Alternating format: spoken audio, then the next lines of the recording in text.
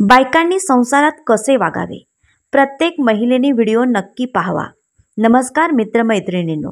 संसार म्हणजे केवळ घर चालवण्याचं नाव नाही, तर तो प्रेम, विश्वास, आदर आणि एकोप्याचं सुंदर नातं आहे. परंतु या नात्याला अधिक घट्ट आणि सुखकर बनवण्यासाठी बायकांनी काही गोष्टींचा विचार करणं अत्यंत गरजेचं आहे. आजच्या या व्हिडिओतून आपण जाणून घेणार आहोत की प्रत्येक महिलेने संसारात कसं वागावं, जेणेकरून घरातील वातावरण आनंदी आणि सुसंवादी राहील. प्रत्येक महिलेसाठी हा व्हिडिओ खूप महत्त्वाचा ठरणार आहे, म्हणून तो शेवटपर्यंत पहा. चला तर मग सुरू करूया. 1. सन्मान आणि आदर. संसारात बायकांनी सन्मान आणि आदराची नितांत आवश्यकता आहे.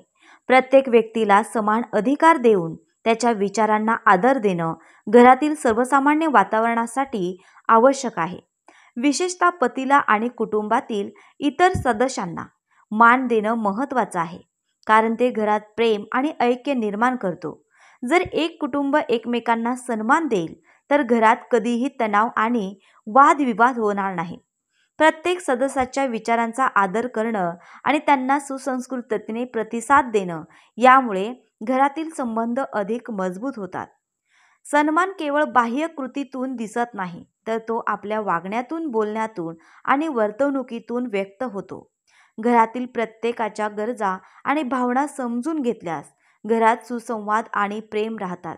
म्हणूनच जर महिला त्यांच्या पतीला आणि इतर कुटुंबियांना सन्मान देण्याची आदत लावतील तर घरातील वातावरण अधिक प्रेमळ आणि सामंजस्यपूर्ण होईल. यामुळे एकमेकांमध्ये विश्वास निर्माण होतो आणि घरातील तणाव कमी होतो. 2. सकारात्मक संवाद. घरातील संवादानेच कुटुंबाच्या एकोपा आणि समृद्धीचा पाया घातला जातो. बायकांनी संवाद साधताना नेहमी सकारात्मक दृष्टिकोन ठेवावा लागतो.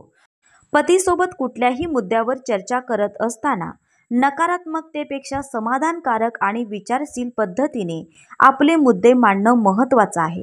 एकमेकांशी स्पष्टपणे संवाद साधल्यास घरातील तणाव आणि असमजुती कमी होतात. त्यामुळे बायकांना आपल्या भावना, अपेक्षा आणि अडचणी व्यक्त करत असताना ती समजून घेणं आणि सकारात्मक रीतीने संवाद साधणं आवश्यक ठरते. संवाद हे एक महत्त्वाचं कुटुंबातील गुण आहे. जर संवादामध्ये फक्त निराशा, ओरडणं आणि आरोप असतील तर ते घरात तणाव निर्माण करू शकतात. पण जर संवाद, प्रेम, सहकार्य आणि समज असला तर घरात एक सुखद वातावरण तयार होईल. बायकांनी आपल्या पती आणि कुटुंबातील सदस्यांसोबत संवाद साधताना त्यांची मतं आणि भावना समजून घेतल्यास ते सर्वात जास्त शांती आणि ऐक्य निर्माण करतं. यामुळे घरात एक सकारात्मक ऊर्जा येते, जी प्रत्येक सदस्यासाठी आनंददायक ठरते. 3. समजून घेणे आणि सहकार्य. घरातील सर्व कामकाजात एकमेकांना समजून घेणं आणि सहकार्य करणं अत्यंत महत्त्वाचं आहे. प्रत्येक सदस्याच्या जबाबदाऱ्या आणि गरजांना समजून घेणं घरात अधिक सुसंवाद आणि प्रेम निर्माण करण्यासाठी आवश्यक आहे. बायकांनी पतीच्या कामाची आणि जबाबदारीची कदर केली पाहिजे आणि त्याचप्रमाणे घरकाम, मुलांच्या काळजीतही सहकार्य करावं. सहकार्य आणि समजून घेणं केल्याने घरातील ताण कमी होतो आणि एकत्र काम करणं अधिक सोयीचं ठरते. यामुळे घरातील प्रत्येक व्यक्तीला महत्त्वाची भूमिका वाटते आणि त्यांना सन्मान मिळतो. सहकार्याने घरातील वातावरण बदलतं.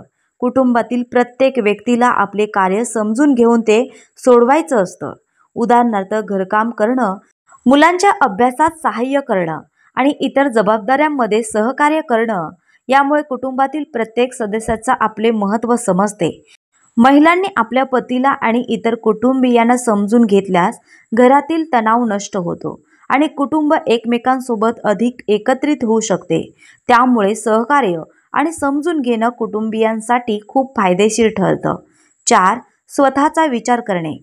महिलांनी आपल्या स्वतःच्या इच्छांचा आणि भावनांचा विचार करण्यासाठी वेळ राखून ठेवणं आवश्यक आहे. कुटुंबातील इतर सदस्यांचे विचार, कार्य आणि अडचणी समजून घेणं खूप महत्त्वाचं आहे, पण स्वतःचीही काळजी घेणं आणि स्वतःच्या इच्छांची पूर्तता करणं आवश्यक आहे. जर महिला स्वतःला विसरून केवळ इतरांसाठीच काम करत राहतील तर त्यांचं मानसिक आणि शारीरिक स्वास्थ्य धोक्यात येऊ शकते.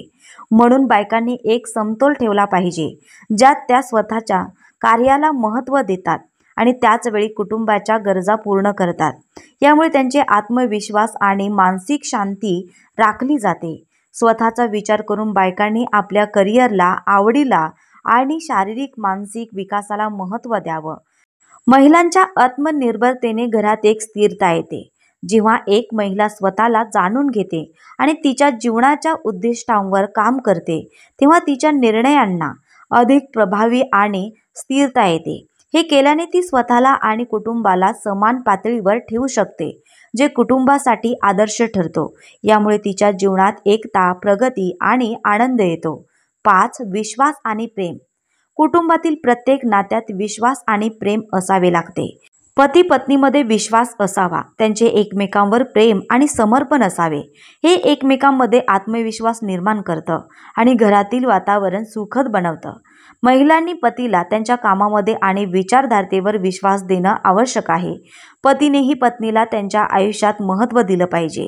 त्याच्या कृतीतून आणि शब्दाद्वारे पत्नीला ती महत्त्वाची आहे हे दर्शवणे आवश्यक आहे. यामुळे घरात स्थिरता आणि प्रेम निर्माण होते. विश्वास आणि प्रेम हे कुटुंबाच्या प्रत्येक नात्यात महत्त्वपूर्ण घटक आहे. घरातील प्रत्येक व्यक्तीला सन्मानाने वागणूक, त्यांच्या भावनांना समजून घेतल्यास कुटुंबात प्रेम आणि समज निर्माण होतो. महिलांनी या प्रेमाची आणि विश्वासाची लहान लहान गोष्टींमध्ये व्यक्त करावी. त्यांच्या कृती आणि वर्तणुकीतून प्रेम व्यक्त करणे आणि एकमेकांवर विश्वास ठेवणे घरातील समृद्धीला वृद्धी देतं. यामुळे कुटुंबातील सदस्य एकमेकांना अधिक जवळपास ठेवतात आणि घरात एक सुखी वातावरण निर्माण होते. 6. आत्मनिर्भरता. एक महिला म्हणून स्वतःची स्वावलंबता खूप महत्त्वाची आहे. महिलांनी त्यांच्या शारीरिक, मानसिक आणि आर्थिक स्थितीचा विचार करून स्वावलंबी असावं. जेव्हा एक महिला स्वावलंबी होईल, तेव्हा तिचा आत्मविश्वास वाढतो आणि तिला तिचं महत्त्व समजते. तिच्या निर्णयामध्ये अधिक स्थिरता येते आणि ती योग्य मार्गावर जात असते. घरच्या कामकाजातही तिचं योगदान मोठं ठरतं. जर महिला आत्मनिर्भर असेल तर ती आपली भूमिका कुटुंबाशी तडजोड करत त्यांच्या आवडीनुसार काम करत राहते. आत्मनिर्भरतेच्या दृष्टिकोनातून महिलांनी त्यांच्या करिअरमध्ये, कौशल्यामध्ये आणि आर्थिक स्थिरतेमध्ये प्रगती करणे आवश्यक आहे. या सर्व गोष्टींमुळे कुटुंबाची सामाजिक आणि आर्थिक स्थिती सुधारते. यामुळे महिलांमध्ये मानसिक शांती आणि आत्मविश्वास येतो. महिलांनी स्वतःला स्वतंत्र ठेवताना कुटुंबाच्या गरजांचाही विचार केला पाहिजे. यामुळे कुटुंबात एक सुखी, सशक्त आणि सामर्थ्यवान वातावरण निर्माण होईल. 7.